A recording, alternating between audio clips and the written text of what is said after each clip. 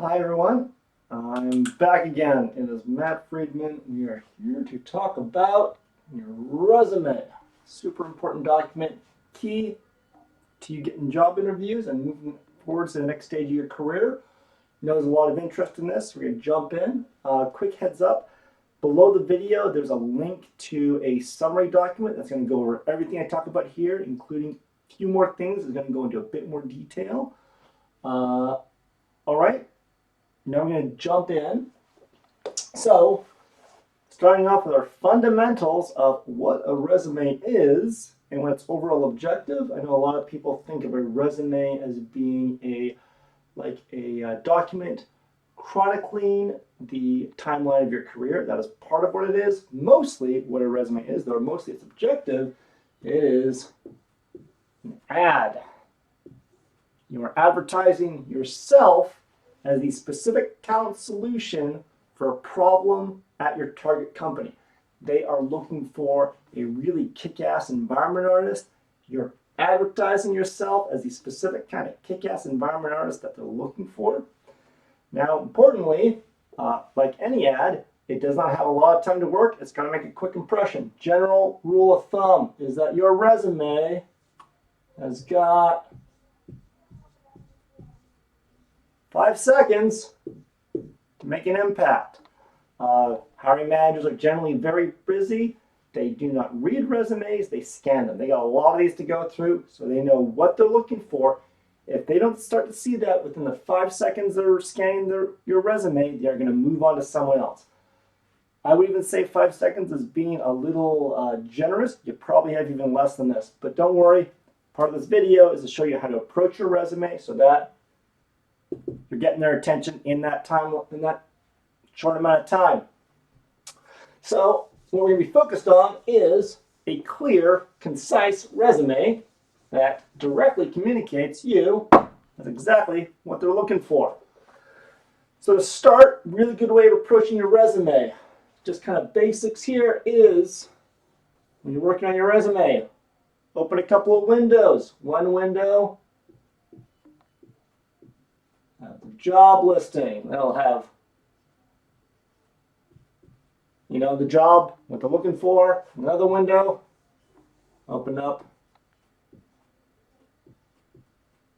your resume. And that, you want to make sure matches up with the job listing. So yes, you will be making a custom resume for every application. It's going to really help to improve your chances of getting a callback and getting an interview.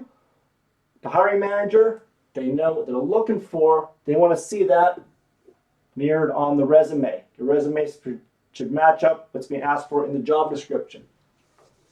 And to communicate that, we're going to go into a specific resume format and the kind of information you should be including in your resume. So, let's say you've got your resume here, and to start, what you're going to want, pretty straightforward, is your name. It's a 1. Come on. There we go. So your name, make it clear, make it legible, make it easy to find. They need to know who they're dealing with. 2 is contact info. So that is going to be, let me just go put little dashes there, make it read a little better. So that's going to be email, phone number, LinkedIn, your portfolio if you're an artist. You also want to include your location here. They need to know what country you're in and what city you're in. That's pretty much it. Some companies have a legal obligation to only hire out of a specific geographic area, so they need to know they can find that information. If they're hunting for it, they're starting to get a little frustrated. You could lose them within that 5-second window. So after you've got your name and contact information, you're going to have 3. A quick summary paragraph, 2 to 3 sentences, pretty short. It's going to detail generally who you are, your profession, major companies you've worked for, titles you've shipped, and your major achievements. You're going to be, if they are looking for an environment artist, it's your summary's going to say, I'm an environment artist with X number of years of experience. I've worked at companies A and B. I've shipped titles C and D. On those titles, I excelled at X. That'll just help the hiring manager to know who they're dealing with, what they're good at, what their overall experience has been. Kind of gets them a little more interested. After that, going to build their interest by having a short list of achievements.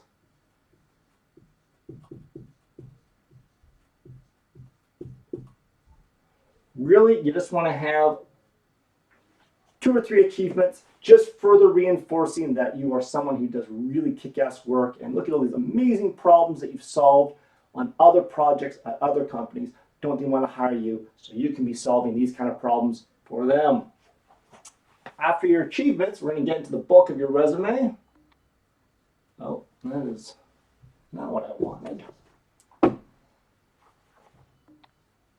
we go. So 5, which is going to be your experience.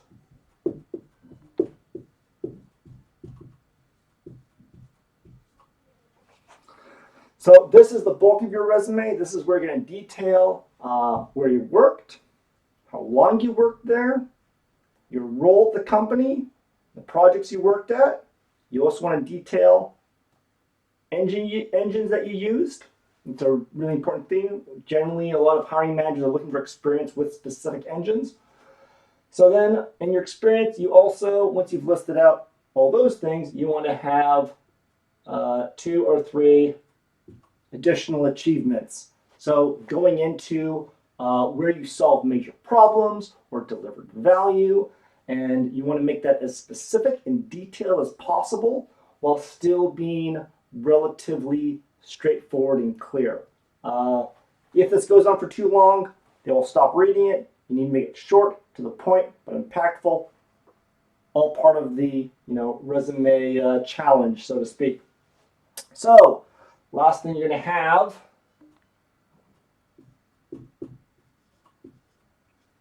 is your education. Let that be more of a U.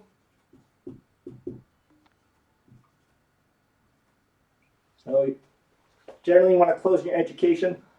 This is becoming increasingly an optional part of the resume. Usually hiring managers, they're much more interested in your professional work experience than your specific education. I would only include a section on education if you are very new, so you're starting off as a junior, in which case detail where you learn game development. Or if the education is something they are specifically asking for within the job listing, then have your education there to show that you match up all that much more. So that's general structure you want to have for your resume. Your name, contact information, summary of who you are, what you've done, list of your top achievements, your work experience, then close it off by summarizing your education if needed. So there's that. Let's clear up the whiteboard here.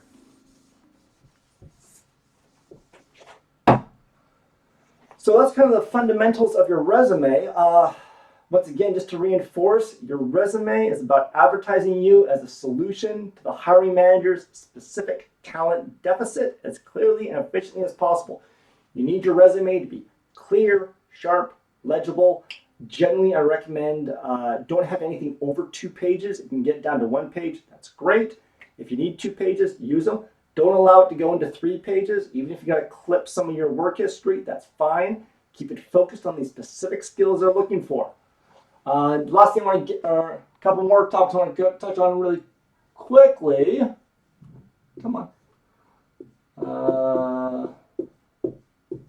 LinkedIn. So, for God's sake, have a LinkedIn presence. It is becoming a critical part of a job hunt. Usually with your LinkedIn profile, a couple of quick tips. One is, on your profile, for God's sakes, have an actual photo of you. I know some people try to be a little fun and cute with a profile. They're going to have like a profile photo that is a South Park version of them or a Lego minifigure version of them. Really just have your face. Keep it professional. Keep it straightforward.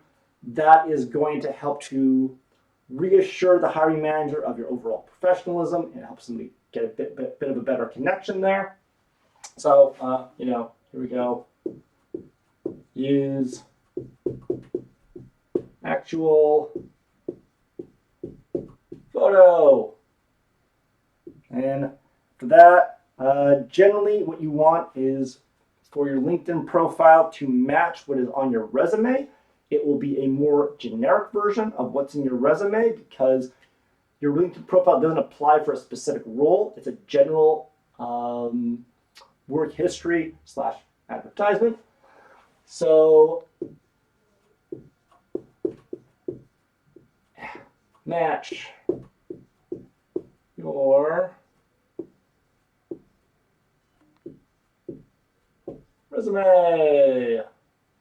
And then I'd say the third thing, something I found that helps a lot, and that is when you've got time, reach out to your LinkedIn network, send out some authentic recommendations to people in your network. It helps them out. Sometimes they'll reciprocate and they'll send you a recommendation as well. And overall, it just helps to make you a more valuable kind of node within the LinkedIn network overall. Send recommendations.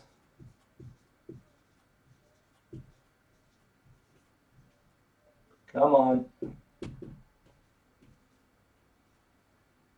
Close enough. Last thing is on your LinkedIn profile, add links to relevant media for your work history. Links to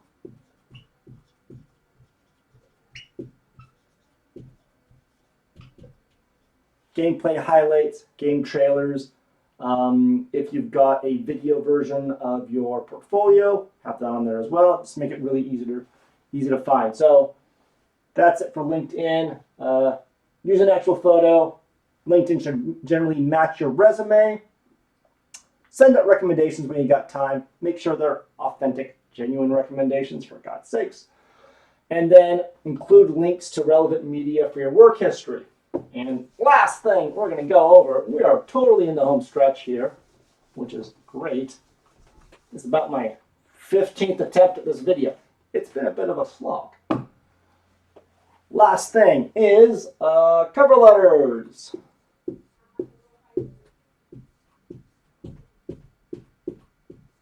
Cover letter. Really, in the modern hiring landscape, most hiring managers are not looking at cover letters. The summary on your resume communicates a lot of the same information that a cover letter does. Where I would recommend using a cover letter is in some edge cases, in particular, if you're doing a career pivot or if you have a substantial gap in your employment history that you want to detail. Cover letter is a really good place for that. So, just notes. Said generally no, but if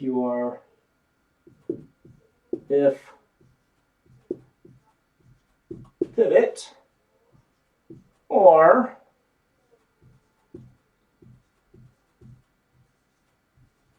career gap, yes. Most of you don't need cover letters, but like I said, if you're doing a career pivot or you've got a career gap, then include a cover letter just detailing that, just to clear up any questions the hiring manager might have. So that's it. There's our video on resumes. I hope it was useful. If you got any questions, please feel free to ask them in the comments down below or reach out to me directly. You can find me on LinkedIn. Usual stuff on social media, like, subscribe, hit the bell icon, hit the upside down circle icon, and look forward to hearing from you guys. Catch you later for the rest of the series.